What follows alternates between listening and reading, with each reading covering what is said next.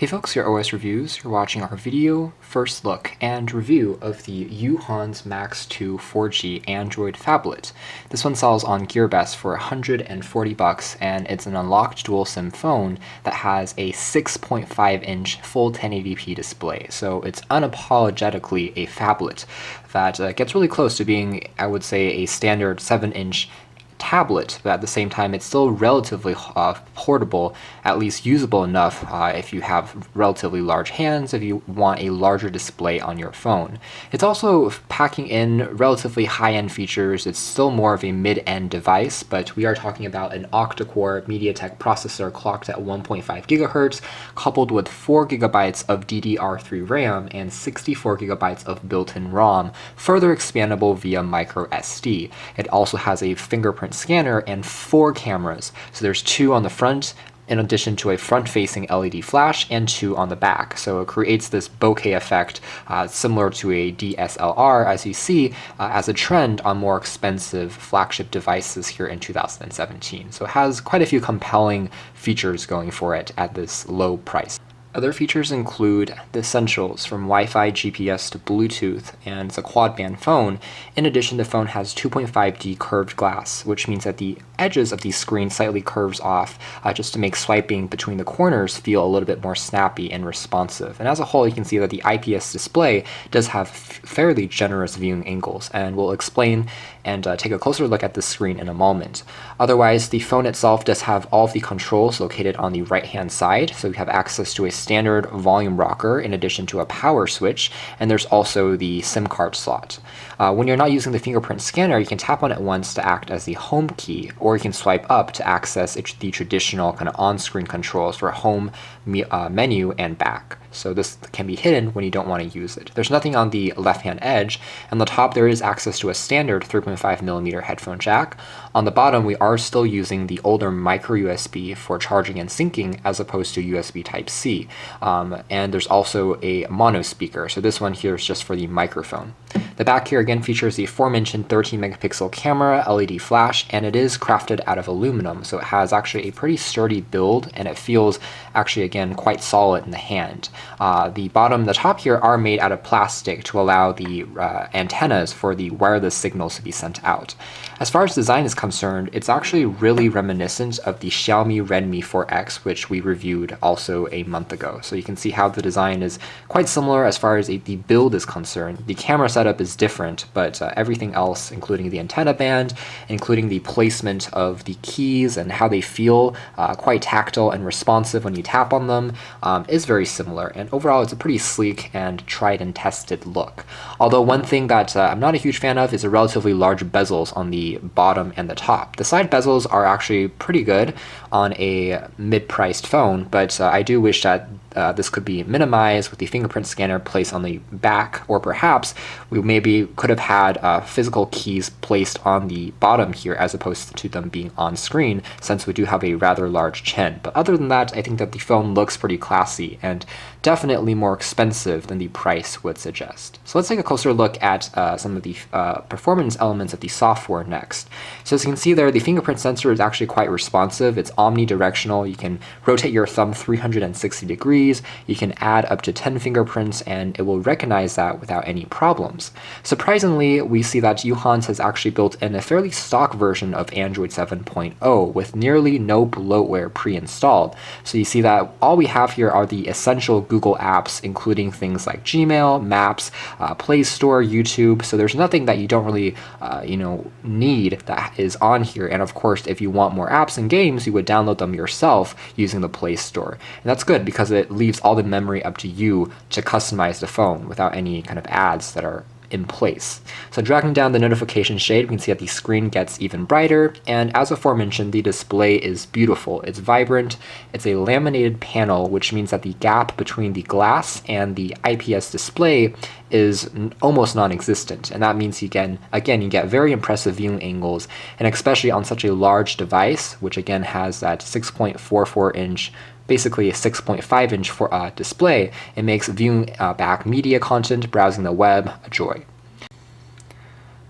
When it comes to battery life, we have a 4,300 milliamp hour capacity on the unit, and if you disable wireless options and have the screen on half brightness, it will last you easily for 3 days of use before you need to recharge it again. It gets fully recharged in under 2.5 hours, which is already pretty good. It doesn't have wireless charging, but then again, speeds are respectable, and again, a larger battery does mean you can use the phone for slightly longer, although again, if you do have it on max brightness and you have all the wireless options on, it will only last you about a day and a half, which is still better than the average and what I expected when I picked up the phone.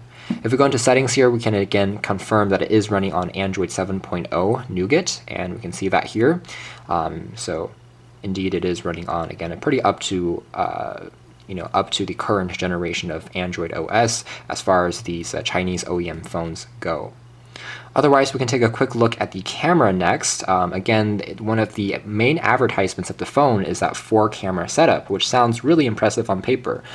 So again, dual cameras with that secondary camera used for depth sensing is one of the trends here in 2017, along with edgeless or borderless displays.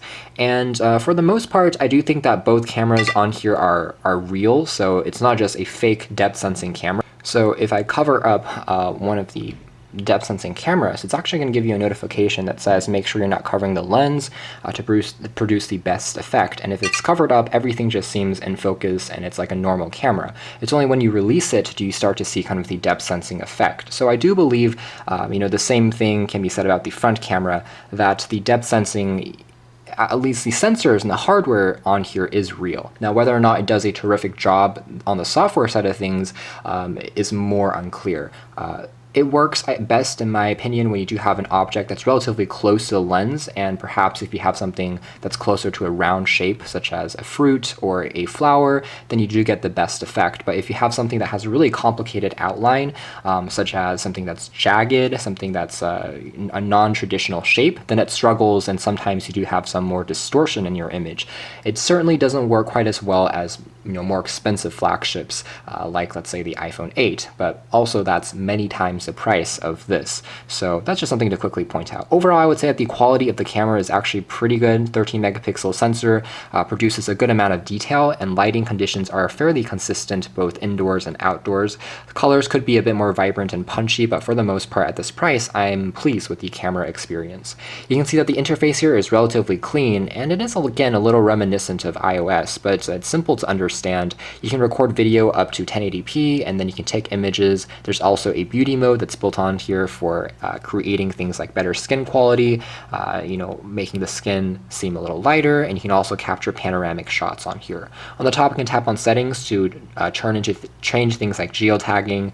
I can also have a anti-shake mode, which is done through software. It's not an actual optical image stabilization. Exposure settings, things like that, can be navigated, and I can switch to the front-facing camera as well. So if we swap over to the front-facing camera, I can show you guys that, again, if you tap to focus or capture an image, that again, that front-facing LED flash will work and illuminate your face a little bit better. You can also create different effects and filters to play around with your images. So here are a few images that I took recently, and from these sample shots you can see that this is with the bokeh effect on, that the background has been dimmed. So all in all, you do get the center object more in focus, as you can kind of see down below here. Now arguably you can get kind of a similar effect using processing software, but for the most part it works, and you can see that when done well, it's not bad at all. You can see that the camera also captures a good amount of detail in outdoor environments. Colors seem pretty good.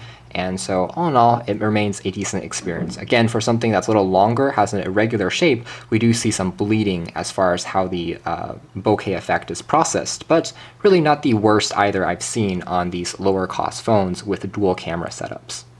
So next, let's take a closer look at the web browsing experience. I'm going to use Chrome because I think it's slightly faster than the built-in WebKit browser on Android, and it also allows for tab browsing and syncing between desktop versions of the site. So if we go into somewhere like the New York Times, So loading up the New York Times, this is a good benchmark as a complex site that less powerful hardware will struggle to completely render, since there are so many flash elements, there are interactive slideshows and videos and ads embedded that it's a nightmare for phones with slow processors and insufficient RAM. But on here you can see that it's almost instantaneous, so we see how the large screen size really comes into play, and we can see a lot more within just this one snapshot of the screen.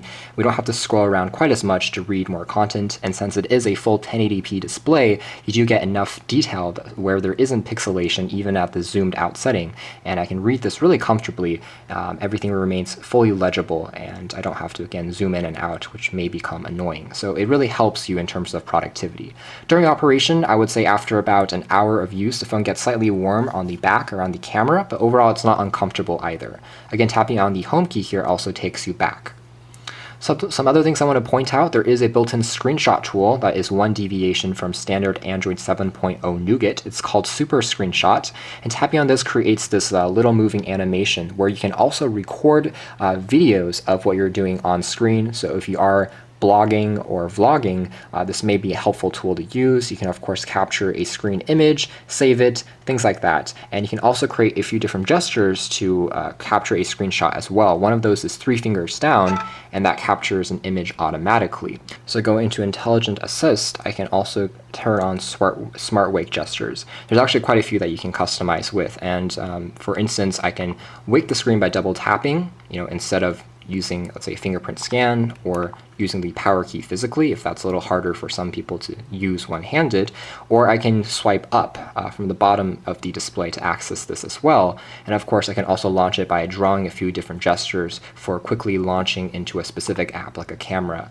for instance, or contacts. So it works actually pretty well. When it comes to the phone call quality, I was also reasonably impressed. I tested it out here in the San Francisco region with both T-Mobile and AT&T, and I received consistently roughly 3 to 4 bars of coverage, and during my calls, the speakerphone sounded actually pretty loud and clean on the bottom here. The earpiece here also picked up the caller's voices without any problems. The microphone here is decent. I would say that it struggles a little bit more under very noisy environments. So if you're in a crowd, if you're near an airport, it does pick up some of the background sounds, but overall it's already quite good. One of the benefits of having a larger phone physically is the microphone gets closer to your mouth. So all of a sudden you have this slightly more ergonomic setup where your voice should pass through and get to your caller more easily than on a smaller phone. Taking a look at how video experience is performed on the phone, we can also check out kind of the speaker and the sound quality. So let's turn up the volume. This is an 8-inch tablet running on Android version 6.0 and has a Snapdragon 625 processor, which is 2 GHz and Octa-Core, coupled with 3. So in pausing this video, you can hear that the volume gets sufficiently loud. It performs better when you're listening to music, and since it's mounted on the bottom as opposed to the rear, it doesn't get covered up quite as easily. Still, it's not stereo speakers, and also it does have a tendency to distort at higher volumes. Regardless, it's good enough, and obviously you can use your own headphones, or you can use a Bluetooth pair of headsets or speakers to enhance the audio experience. You can see how watching back media content is a joy on this large display with, again, generous and wide viewing angles. Scrubbing is almost instantaneous just because we have dual band Wi-Fi in addition to 4 gigs of RAM and a fast processor, so no real complaints in that area either. I can tap on the multitasking drawer here to launch into all of my open apps on here, or I can tap on the clean key to close up everything and to free up the RAM on the device.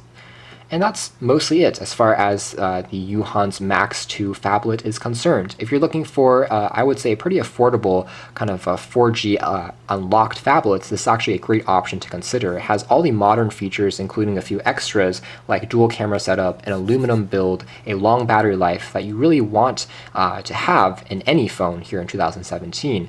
Obviously, it's not perfect. I do wish, again, bezels could be a little smaller. At the same time, there aren't too many kind of optimized elements designed for a large screen, such as split screen for multitasking of apps. And you can see that there's very little customization. It's a very vanilla build of Android, which I think it's a benefit for most people. The phone itself is sensitive, it's snappy.